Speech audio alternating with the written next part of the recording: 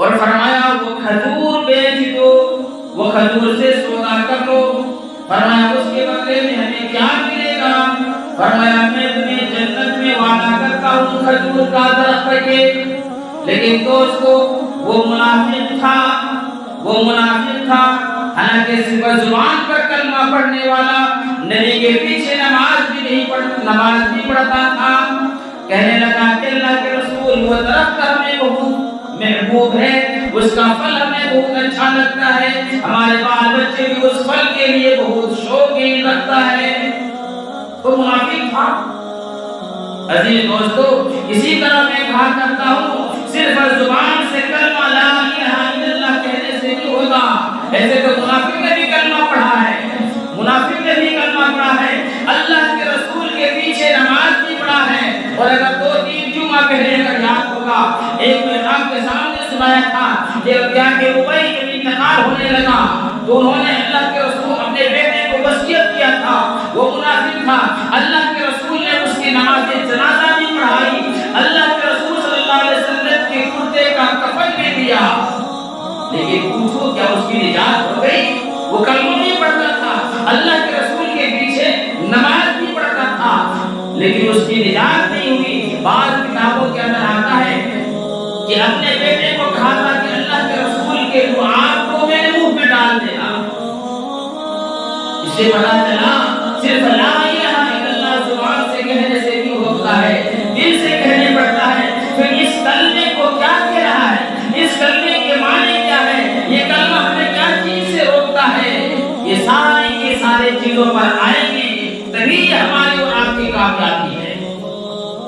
تو وہ منافق تھا، وہ کہنے لگا کہ اللہ کے رسول یہ درخت ہمیں بڑا محبوب ہے اور آپ کو ہم دے دیتے، کہا کہ وہ درخت میں نہیں دے سکتا۔ وہ اٹھ کے چلا گیا، پاس میں ایک اللہ کے رسول کے سچا عاشق حضرت ابو بکر رضی اللہ تعالیٰ عنہ بیٹھے ہوئے تھے۔ فرمایا کہ اللہ کے رسول اگر میں وہ درخت اگر خرید کر آپ کو دے دوں تب تو کیا میرے لیے بھی وہی گفٹ ہے، یعنی وہ میرے لیے بھی وہی خوشخبری ہے جنت کا؟ فرمایا ہاں، جو بھی کوئی اس درخت کو خریدے گا اس کے لیے جنت کے اندر جنت کا وعدہ ہے، وہ جنت کے اندر کھجور کے درخت کا وعدہ ہے۔ ابو بکر رضی اللہ تعالیٰ عنہ اس کے پیچھے ہو لیا اور فرمایا کہ اپنے اس درخت کو بیچو۔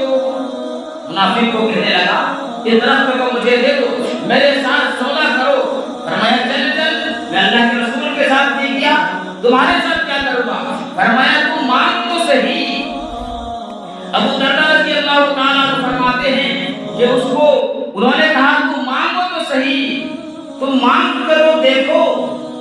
عزیز دوستو وہ سوچا اسے کیسے جان چھڑاؤ، تو اس منافق سے نکل گیا کہ تمہارا جو کھجور کا جو باغ ہے نا، کھجور کا جو باغ ہے وہ مجھ کو دے دو اور یہ کھجور تم درخت لے لو۔ ابو درداء رضی اللہ تعالیٰ عنہ کے پاس کیا کھجور کے باغ تھا، 600 کھجور تھے، 600 کھجور۔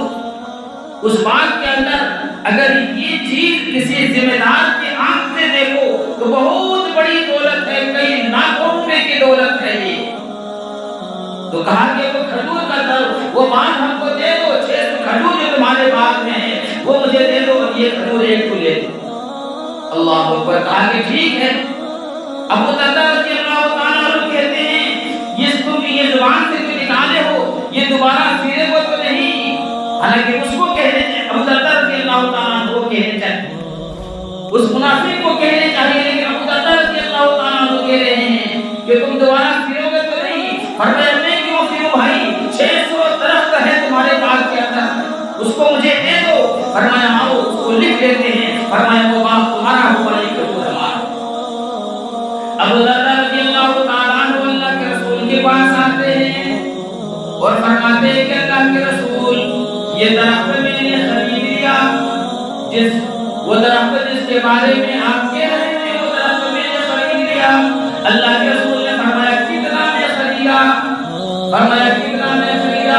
فرمایا کہ اللہ کے رسول نے اپنے ساری کے ساری باغ اس کو دے دیا، 600 کھجور کے باغ میں نے دے دیا، بدلے میں ایک کھجور کا لیا جس کے بارے میں آپ نے جنت میں खजूर के दरख्त का वादा किया है।